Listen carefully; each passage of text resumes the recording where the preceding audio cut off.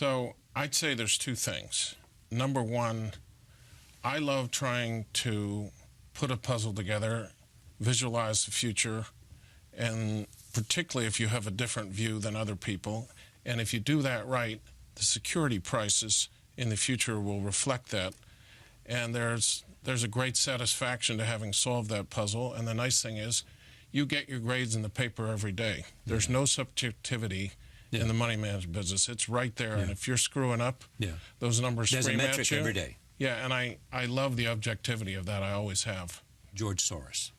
And the relationship the two of you had, I mean, because you were there, you were the guy, when the great decision based on the devaluation of the pound happened. Yes. Right? You bet right. Yes. And you bet a lot. Yes. And you made $1 billion plus on one day. Something like that, yes. Something like that, you know precisely. Okay. True. So who has, I'll use a polite term, who's the bigger nerve, you or George? Oh, I'd say George has more ice water. George has more ice water than I do. I'd say if you looked at our records, they're very comparable. Right. When he ran quantum and I ran quantum, they're almost within decimal points.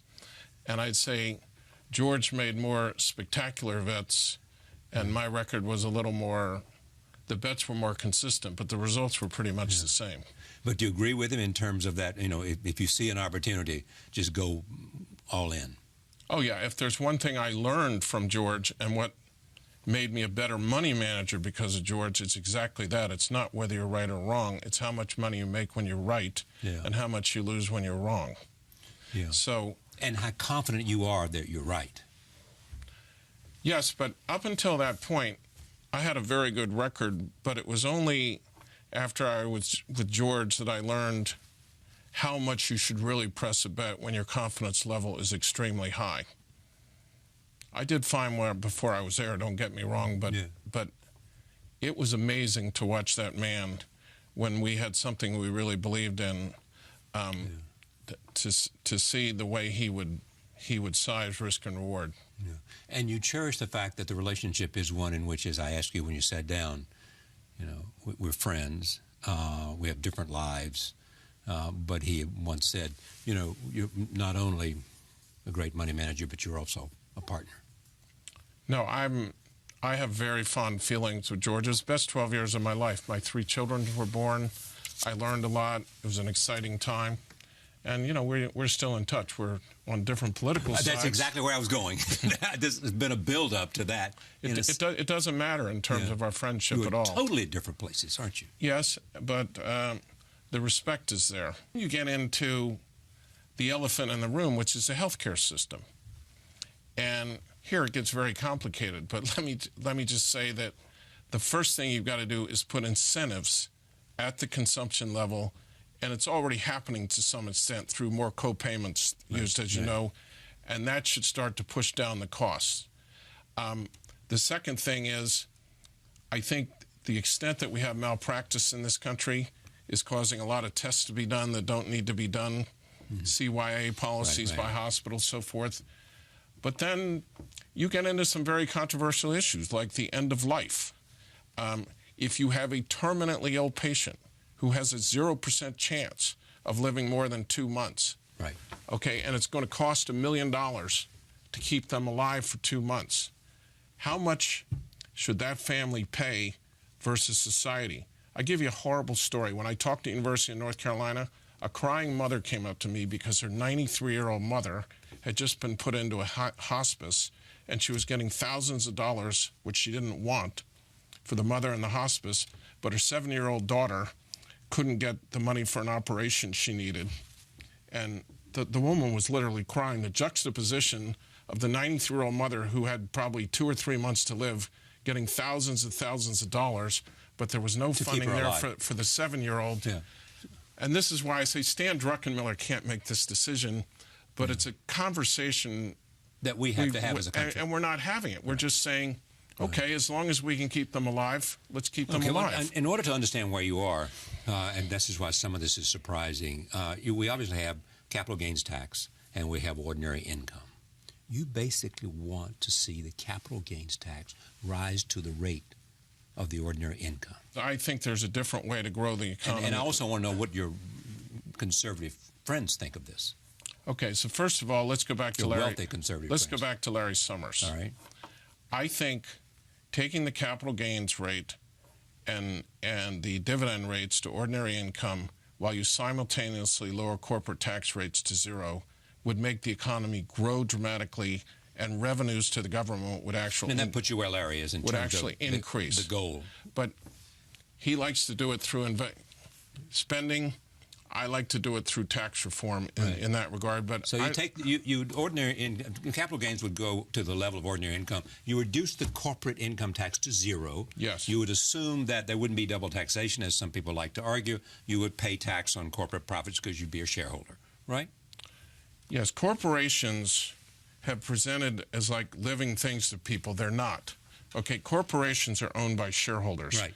If you tax the shareholder, you're taxing the ultimate beneficiary. At ordinary income rates. Yes, and they're clipping coupons. They're not hiring people. They're not engaging in capital spending. And the corporations are doing that. Yeah, and you take their rate to zero. And by the way, all this money they talk about overseas, if the corporations take that money and they buy back stock and they issue dividends, that money comes back at a 40% rate. Right. They're not even bringing it back at a 35% rate. Do you think this has a chance in hell of being politically viable? First question. Second question is the reason you're sitting at this table going to all these campuses is you want to create some kind of political action that might result in it having a chance in hell. The second question, I want to shine a light on this issue, and I am desperately hoping the young people will start a movement. Do I want to start the movement? I don't think I'm capable. Do I think I can articulate the facts, and have I seen them respond that somebody out there could start a movement? Yes. In my opinion, they were instrumental in getting gay marriage passed. Mm-hmm. They're moving the needle on the environment. This thing's very similar to the environment, so by the way. On both of those issues, you were on their side. Yes. On the gay rights and on the environment. Still am. Okay. Well, I mean, still am. I'm trying to lay out a set of facts and hoping that when they look at those facts, they will start to put political pressure and consider this issue as important as they do the environment and the gay rights. And do you think you'll find more receptivity in the Republican Party or the Democratic Party? In the youth? Yes. I know what I'll see, which is enthusiasm on both sides. When Jeff Cannon and I have gone, not only have we spoken for an hour, they ask questions for a half an hour, and there are 40 hands left when we lead, and it doesn't matter whether we're at Berkeley, at Brown, or at USC, or North Carolina, or it's right or left, they're all there. No, just explain who Jeff Canada is. First of all, you both went to Bowdoin College. Secondly, he runs... Jeff Canada runs the Harlem Children's Zone. I have been chairman of the Harlem Children's Zone since its founding. And they do what? Good question. There's 100 square blocks up in Harlem. They take children basically from birth all the way through college, throw a bunch of what I would call social antibiotics at them, education, baby college, pre-K, try and get them through college so we can break the cycle of intergenerational poverty up there. And as you know, Charlie... I'm sorry, I didn't hear the word. Intergenerational poverty. Okay. And as you know, there's a bunch of pilot programs, some inspired by the president, to try and copy that model around the country. That's what Jeff Canada does. He runs that. And you have been his big supporter since the two of you. I was on his pre-board, his pre-organization, which was the Reedland, and when he founded the Harlem Children's Zone, I became the chairman and have been at his side throughout. You don't have to do much. Okay, but going, I understand what you're doing in terms of Washington. I mean, in terms of young people and campuses, and also looking to create a movement that has the kind of legs that the same-sex marriage did, and had the same kind of legs that's with some success in the environmental world. When you go to Washington and carry your message, what kind of response do you get there? Whoever, whether it's a finance committee, whether it's I went to Washington, Rand Paul, believe it or not, in 1994, and argued to raise the retirement age in 2011 because that's when I knew the demographics. I had very little success. I haven't even gone to Washington this time because it's my view until the young people show them that they're concerned on this issue, the people in Washington will not give a damn about this. Yeah. Do you think that the government is dysfunctional, obviously, in terms of being able to do some things to address problems as it ought to be? Do you think we can overcome that? And is this in a sense where people are saying, look, they can be dysfunctional in Washington if they want to, but we're going to create something, whether it's this kind of issue for you or other people, in which we're going to affect elections and we're going to affect the public mind? I know we will overcome it, but I don't know what the timeline on that is. We have these phases in America where crazy things happen economically and politically, and what's going on in Washington now will not be sustained. I don't know when it ends. We all pray it ends sometime soon, maybe in the next 5 or 10 years. I have great hope that maybe the right president could bring them together. I don't know what's going to end it, but it will end, and the United States will be fine in this regard. Okay, so we started this back talking about you and then George Soros, and he's on the left, and you're somewhere on the right, but on social issues are in the center. What does George say about your ideas? Haven't talked to him about it. Why not? Haven't gotten around to it. Both his sons came to me, and they really like it. No, come on. You're smart on this. Why haven't you gone to talk to him? Because every day we wait is money that the next generation has to pay, whether it's 10 or 15, or whether it's 20, or whether it's 30, or whether it's 40.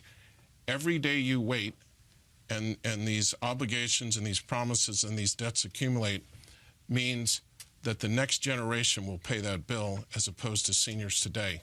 So there's a terrible unfairness about what we're looking at today. And as you probably know, one of the problems is we are allocating more and more resources toward transfer payments to senior and away from things like Head Start, NIH grants, investments in education.